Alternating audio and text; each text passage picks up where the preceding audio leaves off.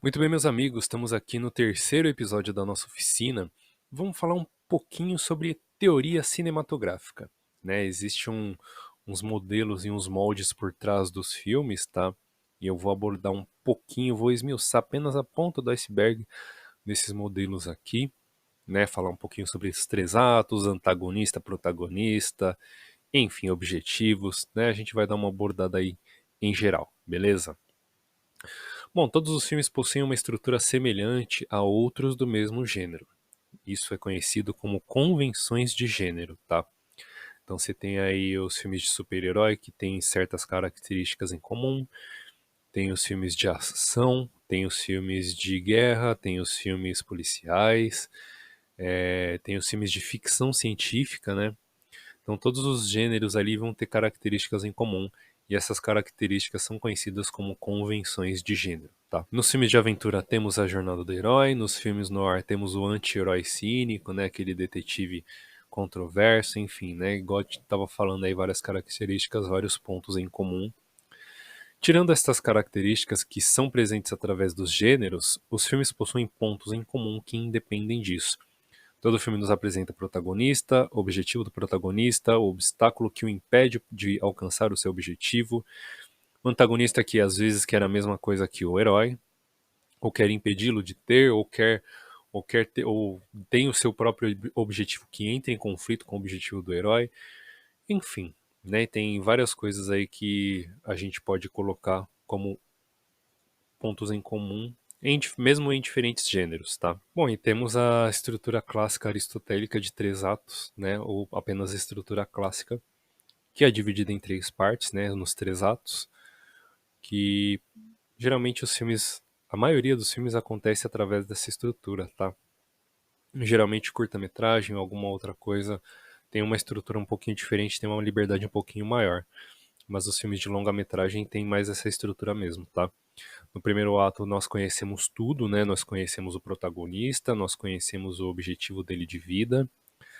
E aí tem a transição do primeiro ato para o segundo ato, que é onde alguma coisa acontece que tira ele dessa zona de conforto. A princípio ele reluta, né? A princípio ele não é a favor dessa mudança, mas aí o segundo ato é ele atendendo ao chamado da aventura e tal e partindo para essa jornada. E enfim, conhecemos o antagonista, conhecemos, né, ele vence, aí ele enfrenta, né, o antagonista, perde, se prepara, treina e enfrenta o antagonista mais uma vez e o vence. E somente aí nós conhecemos a resolução das suas ações, que é o terceiro ato, que é o fechar das cortinas.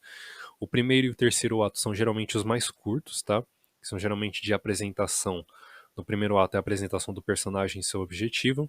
E no terceiro ato é a apresentação do novo personagem, do personagem transformado, voltando para a sua vida, né? E o segundo ato, que é o maior que é o que tem o maior tempo ali, é onde tudo acontece, onde a maior parte do filme acontece, tá? Então vamos pegar aqui é, um filme para exemplo. Vamos pegar aqui o Blade Runner, o Caçador de Androides, lançado em 1982. Vamos pegá-lo e vamos colocar aqui algumas dessas perguntas. Vamos nos fazer algumas dessas perguntas, tá? Vamos começar. Qual que é o protagonista do filme? É o Rick Deckard. Qual que é o antagonista do filme? É o Roy Batty, o androide replicante. Qual que é o objetivo do protagonista? O que que o protagonista, o que que o Deckard tem que fazer na história do filme? Ele tem que caçar e aposentar androides replicantes. Qual que é o obstáculo? O que que impede, né, o Deckard de caçar e aposentar os androides replicantes? Igual a gente vai abordar depois, eu vou fazer uma pequena leitura de um artigo. A princípio o Deckard ele é relutante, ele não quer caçar os androides replicantes. Ele passa para o Holden, né, passa para um outro Blade Runner. E aí o Capitão Bryant fala para ele: "Ah, eu já passei pro Holden e ele vai sobreviver enquanto não desligarem os aparelhos, né?" Ou seja, o Holden se deu mal nessa caçada. E aí, assim, a princípio ele tá relutante, mas ele acaba aceitando, né, essa missão. Mas o obstáculo que ele enfrenta é que são dois. São alguns e são conceituais. Os replicantes eles estão misturados em meio à população e se escondem após voltarem para a Terra ilegalmente. Né? Eles são ilegais na Terra, eles voltam de maneira clandestina e conseguem se misturar em meio à população. Além disso, eles são extremamente inteligentes e fortes fisicamente, né? Então, são duas características aí que contam contra ao Deckard, né? E a princípio ele parece que sabe disso, né? Sabe dessa desvantagem que ele tem. O antagonista também tem um objetivo, que é o porquê que ele volta para a Terra, né? O antagonista, que é o Roy Batty, ele chega um momento que ele fala que ele quer viver mais, ele quer mais vida. Ele sabe do dispositivo de segurança que os replicantes têm, que são uma duração, uma vida de prateleira de apenas 4 anos, né, de idade. Só que para descobrir isso, ele acaba cometendo vários crimes e vários outros assassinatos ali. E, enfim, acaba o tornando um vilão na história, né? E temos aí personagens que auxiliam o Deckard na sua caçada, que é a Rachel, que ela ajuda o Deckard matando o Leon Kowalski. Temos também o Capitão Bryant, que mostra os arquivos com os rostos dos replicantes e tal. E aí acaba ajudando o Deckard a não sair procurando e fazendo o teste, né, Voight-Kampff um a um. Pegando, se você pegou uma caneta e anotou essas perguntas, né, quem que é o protagonista, quem que é o antagonista, qual que é o objetivo do protagonista, qual é o obstáculo que ele enfrenta e qual que é o objetivo do antagonista, tá? São esses 5 pontos que eu quero abordar aqui. Se você anotou isso, vamos fazer aqui uma leitura. Eu peguei aqui um artigo de Albert Paul Darrow chamado A Jornada do Herói, que é baseado no livro do Joseph Campbell, lançado em 1949.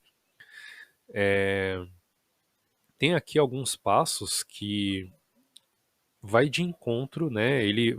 Aliás, ele caminha junto com aquilo que eu falei, com essas 5 perguntas que eu abordei aqui, tá? O primeiro passo é um mundo comum, né? O herói é apresentado em seu dia a dia e tal.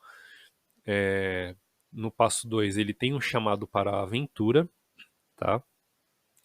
No passo 3, ele tem a recusa ao chamado para a aventura, né?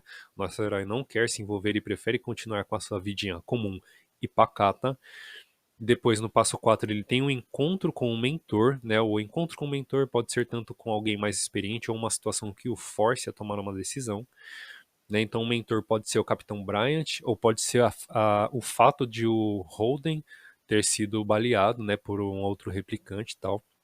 E aí não tem um Blade Runner, um outro Blade Runner para poder caçar os replicantes. E aí tem a passo 5, a travessia ao umbral, testes, passo 6, testes aliados a inimigos. Enfim, estes 12 passos são baseados nos 12 passos de Campbell e Vogler, tá? Então, o que eu trouxe aqui para vocês, ele é uma maneira de você poder estruturar o seu filme. Todo filme ele é basicamente estruturado assim, com uns com mais detalhes, outros com menos detalhes, mas a base é sempre a mesma, tá? E aqui, por último, eu queria deixar as etapas do desenvolvimento de um roteiro. Eu vejo muita gente na internet aí falando, né, quando reclamando de um filme e fala que o roteiro do filme é ruim, sendo que o roteiro ele é apenas uma das etapas para o texto do filme, tá?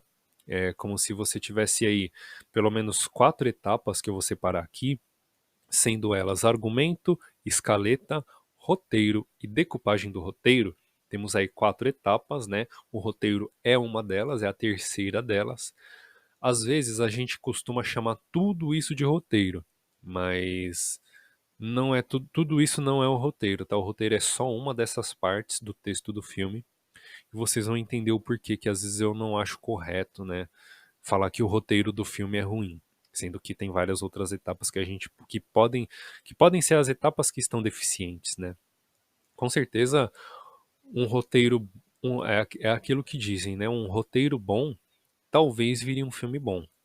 Agora, um roteiro ruim, com certeza vai dar um filme ruim, né? Mas aí, assim, quando a gente fala um roteiro ruim, pode ser que não necessariamente o roteiro seja ruim, pode ser o argumento, a escaleta ou a decupagem do roteiro que possa estar ruim, né?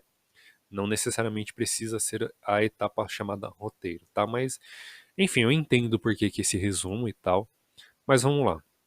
A primeira parte aqui é o argumento, que é uma visão geral do enredo. A segunda parte é a escaleta, que você vai fazer uma lista de cenas, tá? Uma lista de cenas. Trocou de ambiente, muda de cena. Toda vez que você tem um ambiente diferente, você tem uma cena nova, beleza? Então aí você vai fazer uma lista de cenas com os diferentes ambientes em que você está filmando. Temos aí o roteiro, aí sim temos o roteiro, que é a descrição das ações com base na lista de cenas e detalhes como cenas internas e externas, diurnas ou noturnas. E por último, nós temos a decupagem desse roteiro. O termo decupar vem do francês découpe, né, e ele significa que o roteiro já foi idealizado e a decupagem, ela é uma lista de como o diretor quer filmar.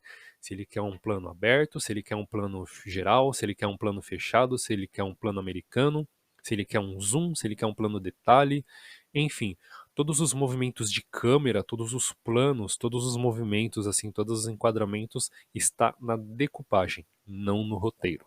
Beleza? Bom, este foi o nosso terceiro episódio. Falamos aí um pouquinho da estrutura teórica dos filmes, tá? Espero que vocês tenham gostado. E o próximo episódio vai ser sobre animações e efeitos especiais.